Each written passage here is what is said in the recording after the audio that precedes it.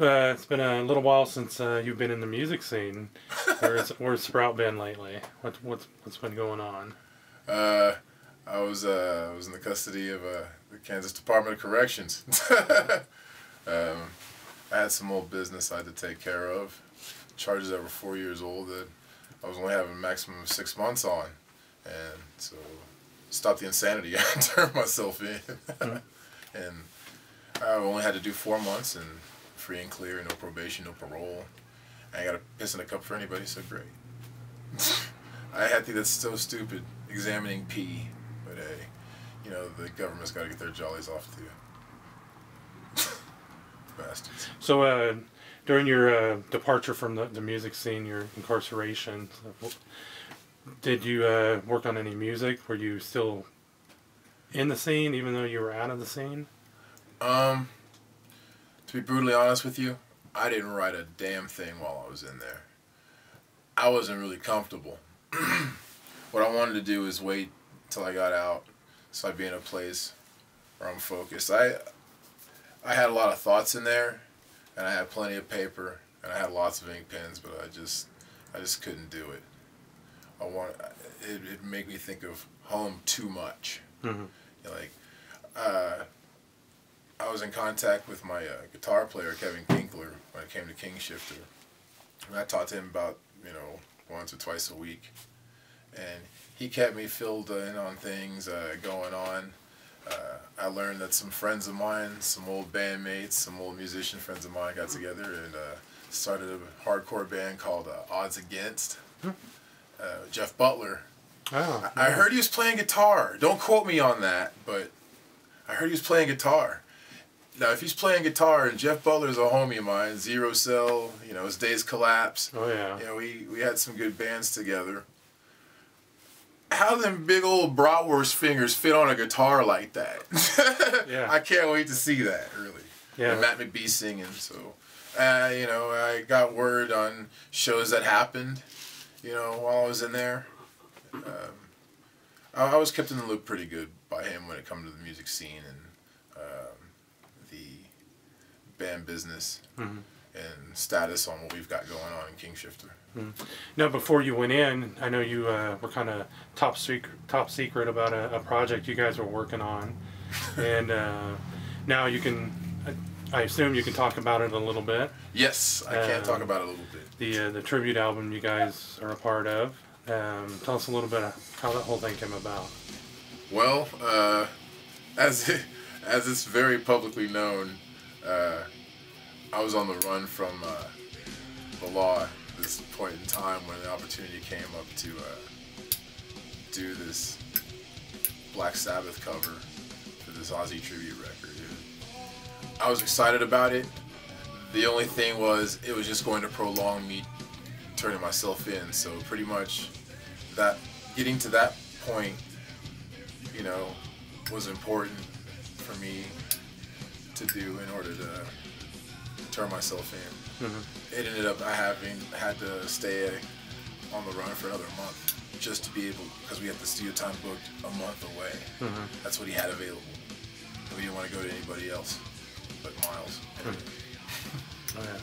Did the record on a Tuesday night. Was it a Tuesday? Yep. It was a Tuesday. Yep. And drank a whole fifth of Jack Daniels. I had a good time. And knocked the songs off in about 2 hours. We only did 2. Threw up. Yeah, I threw up. But only in the back of the house, not in his house's toilet or anything like that. I was outside. It was cold too.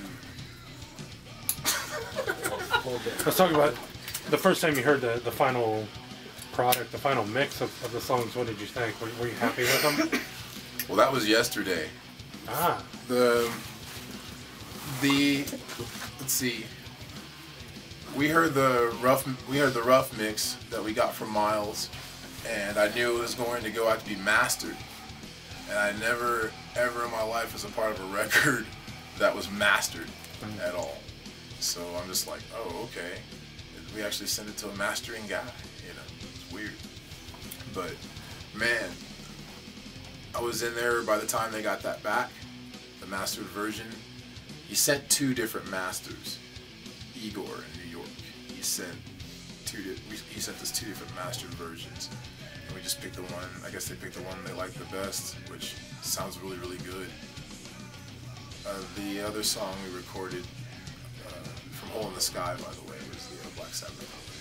The other song we recorded was Cadillac Wheels of History. We went to release a single. They knew I was my boys. We kept on with business as usual, even though I was locked away. And it's one of the things I realized that helps make the measure of a band. It's how to stay relevant by being down. And trying to make sure that I have something to come back to. A lot of bands, they might have waited or anything like that, but I'm a part of a brotherhood. I owe it to those guys. They definitely kept things going. Now, talking about new Kingshifter music, have you guys talked about that at all? Yes, I heard that for the first time yesterday. I've been listening to it a lot. Tomorrow, I plan on sitting down and writing a couple of songs, because we have a few practices, I think at least 4 practices before the 31st. And I'd like to have all 5 songs finished, but I'm just going to go 2 at a time. I'm looking forward to it. We've got some really good tunes. I even have a name for the second record. I'd like it to be a full length. We'll see what the guys think, but I already have a title for it. Nice. Now, talking about the show on the 31st, who all do you guys have on the bill playing with you, and what are your expectations for that show? What are you hoping to happen? Well, seeing as how this event was posted while I was still locked down, the response is actually quite overwhelming. The bands, there's obviously going to be 4 awesome bands there. Kingshifter, Beneath the Burning Sun just got added today. Dylan Watts, nice. Good friends of ours. And Bound from Tulsa, Oklahoma. Those are our boys. We'll put down some booze. We'll put it down. So are you excited about getting in and actually jamming back with the band and getting together and actually making some music together? Yeah, our first practice is in a couple of days, and I'm excited about it. I'm stoked about it. I wish that I didn't have this time away from them. We actually, the last time jamming with them live was August 5th for Collapse Fest in Kansas City. Wow. So I'm just glad everything's taken care of and it's done, it's over with. And, we got a whole bunch of different opportunities now.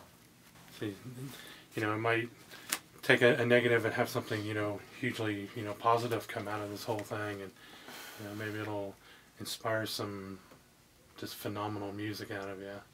Yeah, you're definitely gonna hear some phenomenal music on the 31st of March. Nice. Definitely. Like I said, my goal is to have all 5 of the new tunes finished and worked out with the guys. They're tight on the music. They've done nothing but plug away. I call it the barn kitchen, but it's just a space with a lot of loud noises. Nice. But I think we got some heaters, and I want to get my hands on it. So tomorrow, I'm just gonna spend this solemn day doing that. I want to see all my people first. I've only been out a little over 24 hours. Wow. Nice. So I'm still kind of nervous on talking to people a little bit. I don't know.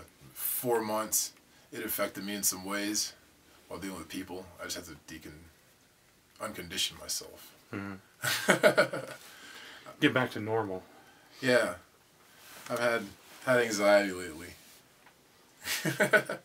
I'm free now, and it's kind of like you're putting a rat in a cage and you're putting him right next to a snake. The snake gets locked up, and the guy opens the cage door to the rat, and the rat, he wants to run, but he knows he can't. And then when he finally steps out, he's like, "What? You guys aren't gonna kill me?" I kind of had that sensation lately. Cool, man. Anything else you want to toss in?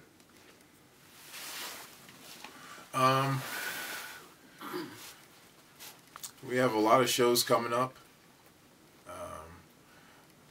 We're traveling all over the place, and keep checking Facebook. Also, keep checking Reverb Nation. Start a fan page there. I'm sure people will dig it. They're a strong music community, and I'd like to say thank you to people. Actually, I'm thankful and happy for Dutton family for being there for me. Everybody in the band, Kink, man, Kink and Nimrod held it down. Derek and Dwayne held it down. I'm proud of them. Carolyn Lovins, thank you very, very much. Texas Hippie Coalition, Kansas City chapter, Minnesota chapter. I heard they're going to be in Wichita on the 31st. Nice. I'm sure they're probably flying. I hope they're not driving, man. I hope they're not driving. I hope they fly or something. Or, you know, buy one of Jeff Goldblum's teleportation machines. Just don't have any flies in there with you. I'm a Brundle fly now. Thank you, Tom. Oh, yeah. You know, I'm just looking forward to better days, man. I really am. I got some things I like to achieve. I'm trying to help get the band on to Rocklahoma. Kink worked on that, and I came up with the idea. I was like, so hey, when's Rocklahoma coming up? He's like, dude, I don't know. Let me check it out. I said, so he did it. He just submitted the stuff, and then they actually called for submissions. And so we got in there early. So hopefully, what we're doing now, and us getting in early, and hopefully they like our music enough to put us on one of the remaining 2 stages. Also, we're going to Columbus, Ohio, April 6th. We're recording a single, a brand new, probably one of the 5 songs that I'm going to be working on tomorrow. We're going to be doing that for potential record labels, the entertainment company. We got a pretty good opportunity there. Nice. And we're just gonna keep doing what's necessary to try to get this band ahead. You know, this band is my life now. My sons are my life now. Things are different. Getting older. I'm not getting slower. I'm still trying to figure out if I'm getting wise enough. You know, to be quite honest about it. But I think I've made a pretty good start. Oh yeah, I would agree. Yeah. No, I didn't eat a shit ton of ramen while I was sitting there in the correctional facility. No, I did not eat that much ramen. After I saw the cheesy shit people did with ramen and fucking jerky, I was just appalled, man. You have no idea how fucking bad I wanted a chicken leg quarter with the bone in it. Okay, everything was processed. I'm like, what the fuck, man? You think I'm gonna sharpen up a fucking thigh bone and jab you in the fucking throat with it? I mean, come on, man. Where's the fucking meat, man? Even the religious special diets, it was like 50% soy. I'm like, man, you guys aren't skipping any fucking expense, are you? Like, jeez, the lowest of the low. No, I don't have any teardrop tattoos. No, I don't. I don't have any teardrop tattoos. See that? Yeah. Man, I actually shaved today, too. How's that look? Oh, well. But nah, no teardrop tattoos. And, I didn't join a gang. I didn't get jumped in. You know? What else?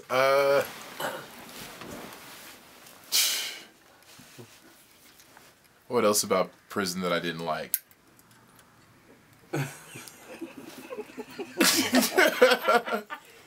Oh, wow. No.